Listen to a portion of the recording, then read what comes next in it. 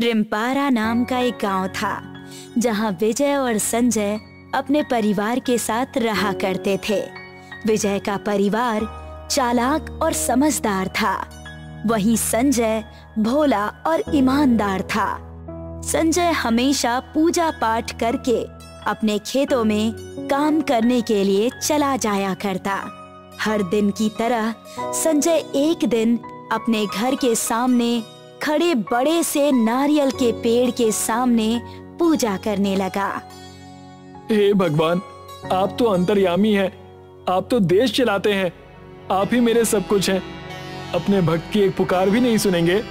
कृपया करके मुझे अपना दर्शन दे दीजिए प्रभु, और मुझे धन्य कर दीजिए। मैं कई सालों से आपकी आराधना कर रहा हूँ प्रभु।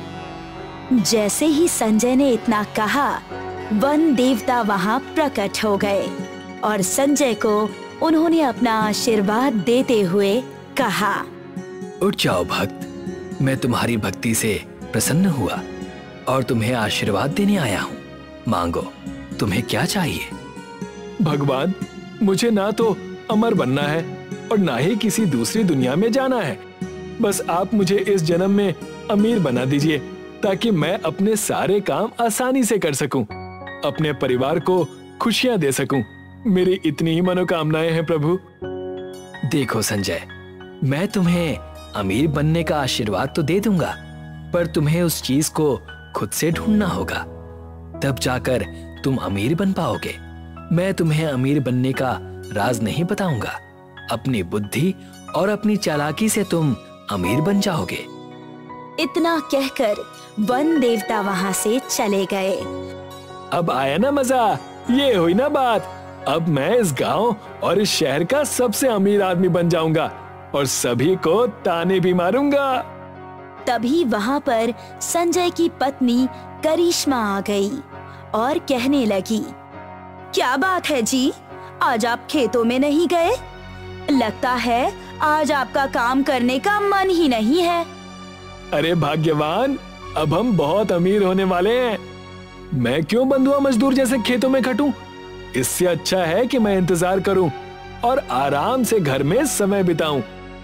दूसरी तरफ चालाक विजय अपने घर पर बैठा षड्यंत्र रच रहा था। मेरे पास एक बहुत अच्छी तरकीब है। हमें संजय के खेतों के मेड़ काट काट कर उन्हें छोटा करना है, जिससे हमारा खेत बड़ा हो जाएगा और हमारी आमदनी भी उससे ज्यादा हो जाएगी। हाँ, तुमने बिल्कुल सही कहा। हम ऐसा ही करेंगे। सुबह 5 बजे जाकर मैं उनके खेतों के मेड़ को काट दिया करूंगी और उन्हें छोटा कर दूंगी। संजय को बिल्कुल भी अंदाजा नहीं था कि वन देवता ने सारी शक्तियां उस नारियल के पेड़ में डाली है। संजय अपने आलस के कारण उन पेड़ों की तरफ देखता भी नहीं था। पूरे महीने हो गए तुम्हें आराम करते हुए, कम से कम इस नारियल के पेड़ से ही नारियल तोड़कर बेच आओ। अरे चुप रहो, इस नारियल से हमारा कौन सा मुनाफा होने वाला है? ये तो बस ऐसे ही है। कितने कम दिनों में नारियल एकदम पक से गए हैं, इन्हें बेच आओ। मैंने तुमसे कहा ना, वन देवता की कृपा है मुझ पर, मैं जल्दी ही अमीर हो जाऊंगा। तो ये छोटे छोटे काम मैं भला क्यों करूं? संजय उन नारियल के पेड़ों की तरफ देख भी नहीं रहा था। एक दिन रात के समय विजय अपने आंगन में सोया हुआ था। तभी उस आंगन के पेड़ में से एक नारियल विजय के सिर पर आकर गिर गया। ये क्या गिरा मेरे सर पर? अच्छा नारियल है। अरे वाह, सच्ची बात है। भगवान जब भी देता है तो छप्पर फाड़ कर देता है। और वैसे भी ये नारियल संजय के पेड़ से गिरा है, पर गिरा तो मेरे आंगन में है ना, तो अब ये मेरा हुआ। उतने में ही विजय के सामने एक और नारियल गिर गया। विजय उन नारियल को लेकर बहुत ही ज्यादा खुश था और दोनों नारियल लेकर वो अपनी पत्नी के पास गया और कहने लगा, अरे सुनती हो, ये देखो मैं क्या लेकर आया हूँ। क्या लाए हो? अच्छा जी, तो तुम नारियल लेकर आए हो? लाओ, मैं इसकी चटनी बना देती हूँ, इसका पानी पीकर। हाँ हाँ, बढ़िया सा पानी निकालकर मुझे ग्लास में दो, जल्दी से तोड़ो। जैसे ही विजय की पत्नी ने नारियल तोड़े तो उसने देखा कि उस नारियल के अंदर का पानी सोने का है, जिसे देखकर वो दोनों हैरान रह गए। ये क्या है? ये पानी तो सोने का है। इससे तो हम कितना सारा सोना बना सकते हैं। मेरा भाई है जो कि सोना बनाने का काम जानता है। भाग्यवान, सोचो हम कितने नसीब वाले हैं कि हमें इन नारियल में से सोने के पानी के बारे में पता चल गया। हम इससे कितना सारा पैसा कमा सकते हैं। कल सुबह हम उस संजय से बातें करेंगे।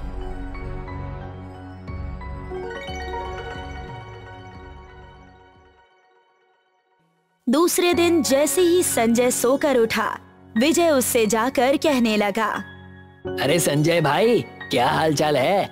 मुझे तुमसे थोड़ी बात करनी है। हाँ भाई, बोलो क्या हुआ? मैं यही हूँ, रुको अपनी पत्नी को बुला लूं। मैं यही हूँ, बोलिए आप। तुम दिन भर घर में रहते हो, बड़ी अच्छी बात है, पर मैं चाहता हूँ कि तुम मुझे अपने नारियल के पेड़ में से नारियल तोड़ने दो। मैं चढ़कर नारियल तोड़ लाऊंगा और उसे बेच दूंगा बाजार में। तुम मुझसे उसके पैसे ले लेना।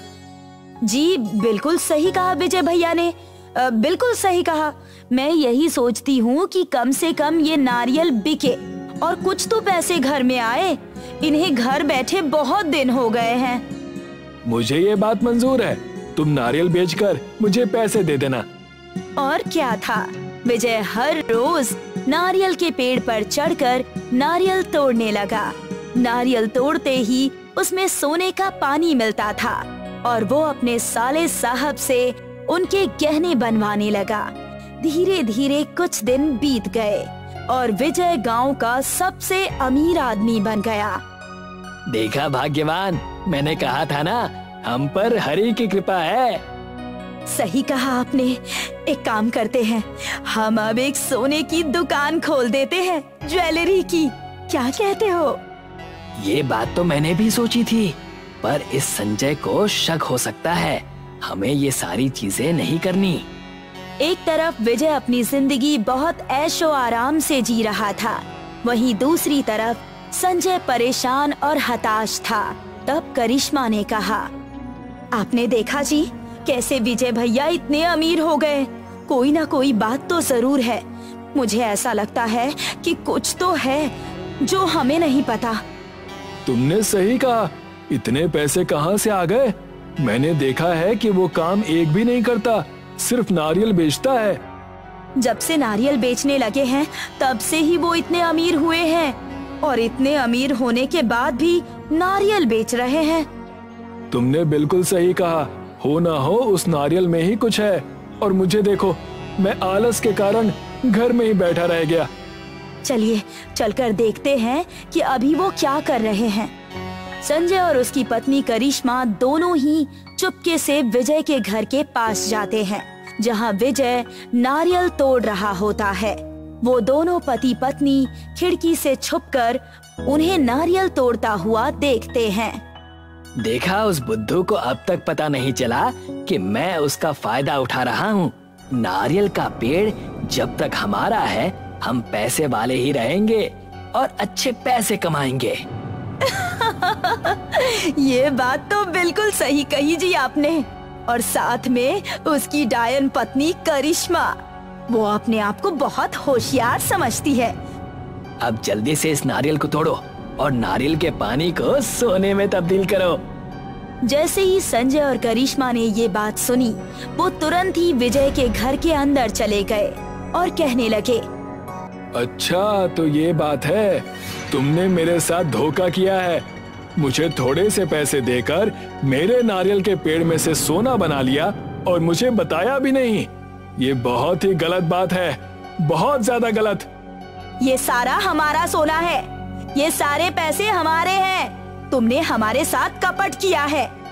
अच्छा तो ये बात है, तुमने मेरे साथ धोखा किया है। मुझे थोड़े से पैसे देकर मेरे नारियल के पेड़ में से सोना बना लिया और मुझे बताया भी नहीं। ये बहुत ही गलत बात है, बहुत ज्यादा गलत। ये सारा हमारा सोना है, ये सारे पैसे हमारे हैं। तुमने हमारे साथ कपट किया है। मैंने तुम्हारे नारियल के पेड़ खरीदे थे और तुम्हें हिस्सा दिया था। अब यहाँ से चले जाओ और अपना काम करो, मेरे पास आने की जरूरत नहीं है। संजय वहाँ से रोते हुए अपने घर चला गया और अपने उसी नारियल के पेड़ के पास बैठकर तपस्या करने लगा। हे भगवान, ये क्या हो रहा है? मेहनत कोई और करे, मेवा कोई और खा रहा है। ये बहुत ही गलत बात है। संजय की प्रार्थना सुनकर वहाँ पर वन देवता आ गए और कहने लगे, उठो भक्त, सबसे पहली बात, तुमने कोई मेहनत नहीं की। मैंने पहले ही कहा था कि अमीर बनने का उपाय मैं नहीं बताऊंगा। वही उपाय विजय को पता चल गया और उसने मेहनत की। तुम नारियल के पेड़ की तरफ देखते भी नहीं थे, आलस के शिकार हो गए थे तुम। मैं अपनी गलती बखूबी समझ चुका हूँ, कृपया करके आप मुझे क्षमा कर दें। तुम एक अच्छे आदमी हो संजय, और मैं बार बार तुम्हारे बुलाने पर नहीं आ सकता। मुझे अपने हर एक भक्त के साथ रहना पड़ेगा। पर उस विजय का क्या? उसने तो छल किया है मेरे साथ। तुम उसकी चिंता ना करो, उसे उसका भुगतान करना होगा। लेकिन तुम अब से हमेशा नारियल के पेड़ पर चढ़कर नारियल तोड़ोगे और अपना घर चलाओगे, ना कि आलस में पैसे का इंतजार करोगे। हम भी उन्हीं की मदद करते हैं जो स्वयं की मदद करते हैं। इतना कहकर वन देवता वहाँ से अदृश्य हो गए और संजय पेड़ पर चढ़कर नारियल तोड़ने लगा। अब से हम दोनों मेहनत करेंगे और अपना घर चलाएंगे। इस जादुई सोने के नारियल पानी से हमारा घर बहुत अच्छा चलेगा, बच्चे अच्छे स्कूल में पढ़ेंगे और हमारा जीवन भी अच्छा होगा। संजय खुद नारियल के पेड़ पर चढ़कर नारियल तोड़ने लगा और अपना घर अच्छे से चलाने लगा। इस बात से विजय को तकलीफ और जलन दोनों हुई और फिर उसने साजिश रची।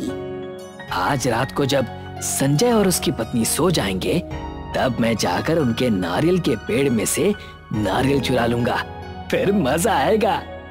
रात होते ही विजय संजय के नारियल के पेड़ पर चढ़ता है और उसमें से 2 नारियल तोड़ता है और उन्हें घर जाकर तोड़ता है।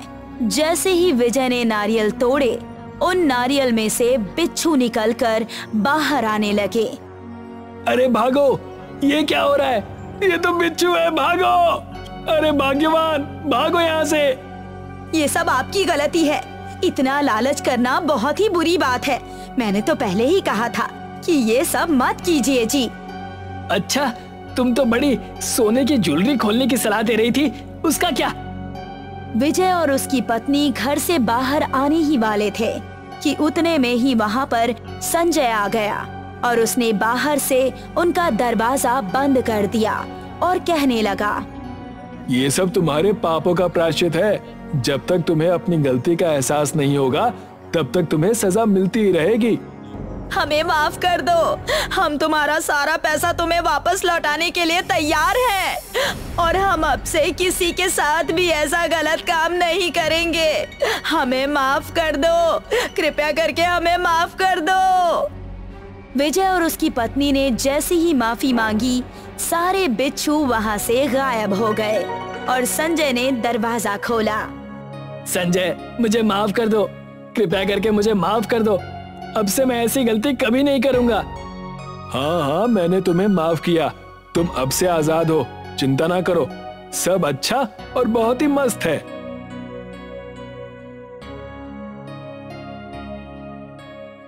ऐसे ही संजय और विजय अपने अपने काम पर दोबारा लग गए और अपना घर चलाने लगे। संजय अपनी करिश्मा के साथ बहुत खुश था और जब भी ज्यादा पैसे हो जाते, संजय उन्हें अपने गांव में बांट दिया करता और अपना जीवन खुशहाल और बिना चिंता के बिताया करता। ये कहानी है केरला के एक छोटे से गांव की, जहां के सभी लोग अपने खेतों में अनाज के बजाय नारियल के पेड़ उगाते हैं।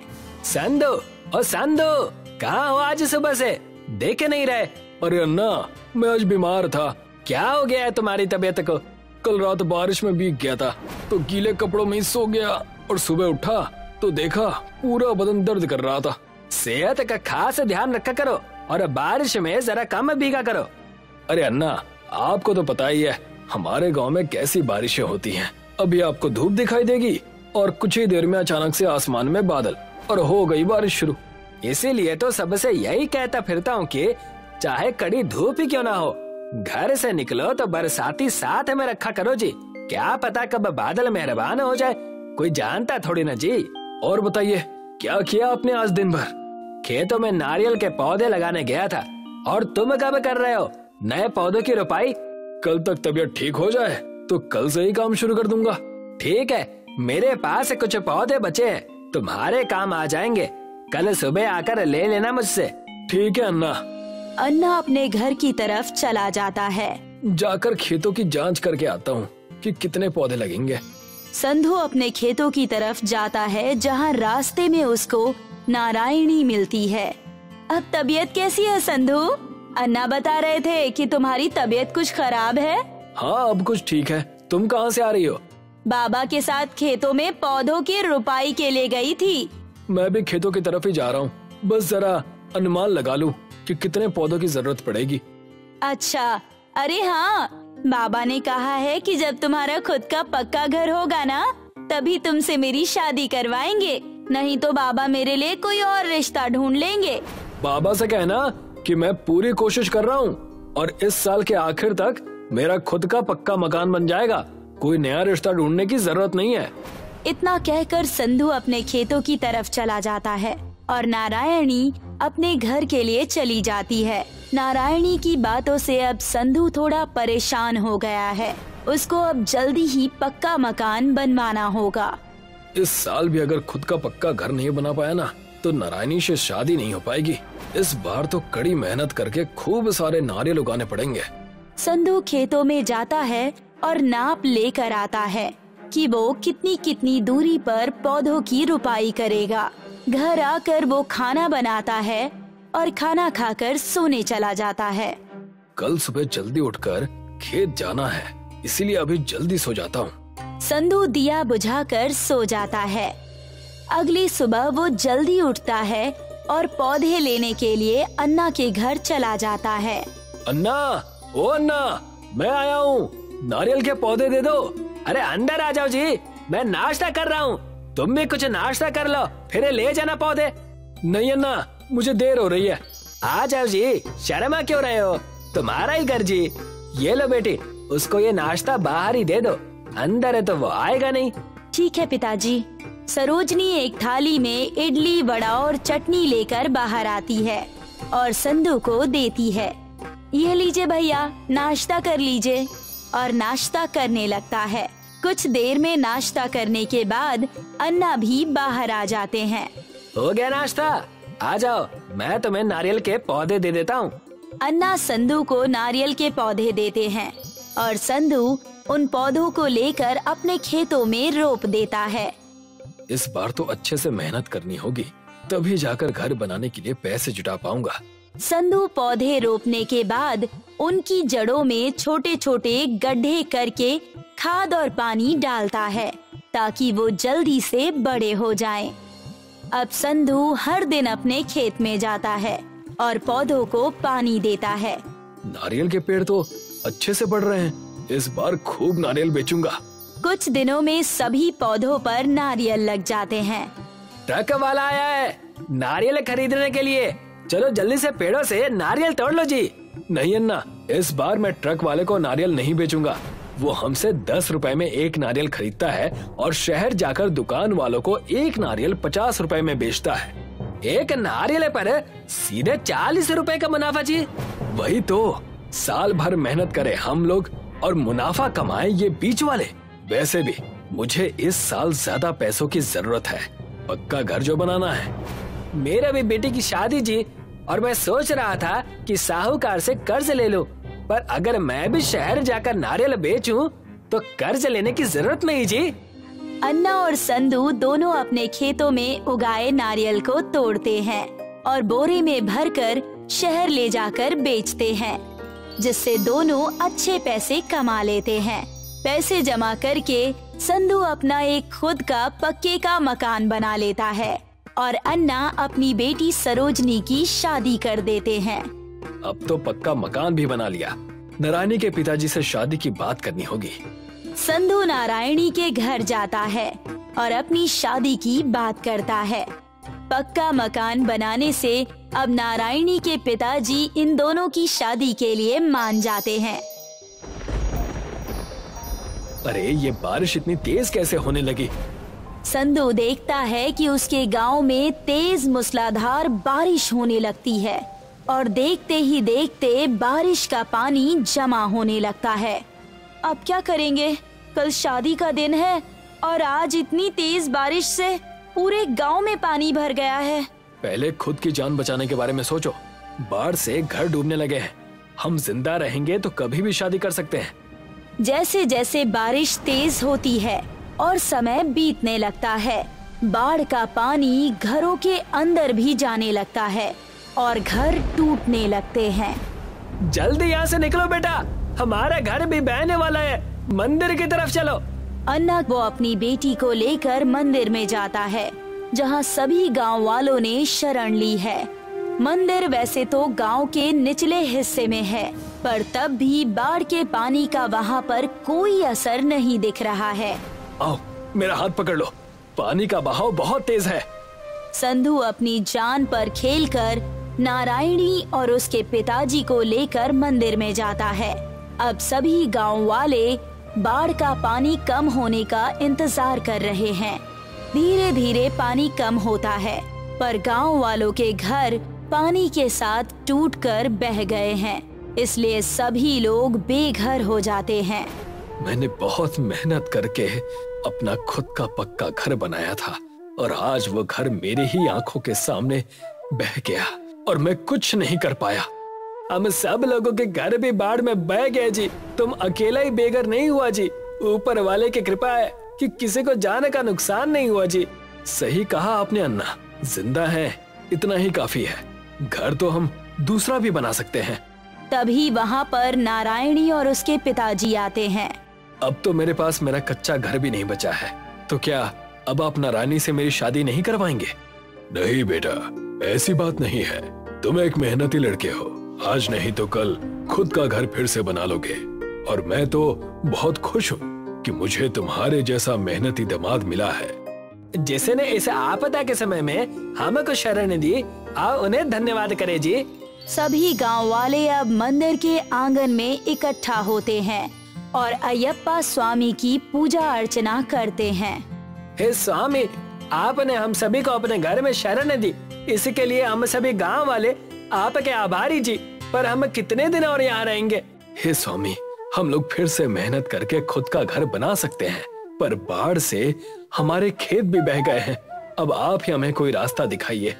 तभी तेज हवाएं चलने लगती है और मंदिर के प्रांगण में लगा एक नारियल का पेड़ तेजी से हिलने लगता है। उसमें से एक बड़ा सा नारियल नीचे गिरता है और उसके 2 टुकड़े होते हैं। वो नारियल देखते ही देखते एक बड़े से गांव में बदल जाता है, जहां पर सभी लोगों के लिए एक एक घर और खेत भी बन जाते हैं। स्वामी की जय हो। मुझे पता था कि स्वामी आप हमारे सर पर छत जरूर देंगे।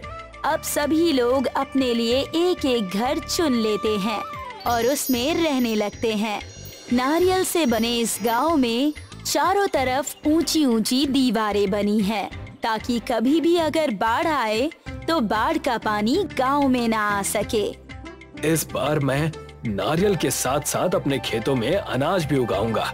नारायणी के पिताजी नारायणी और संधू की शादी बड़े धूमधाम से करवाते हैं, जिसमें सभी गांव वाले शामिल होते हैं।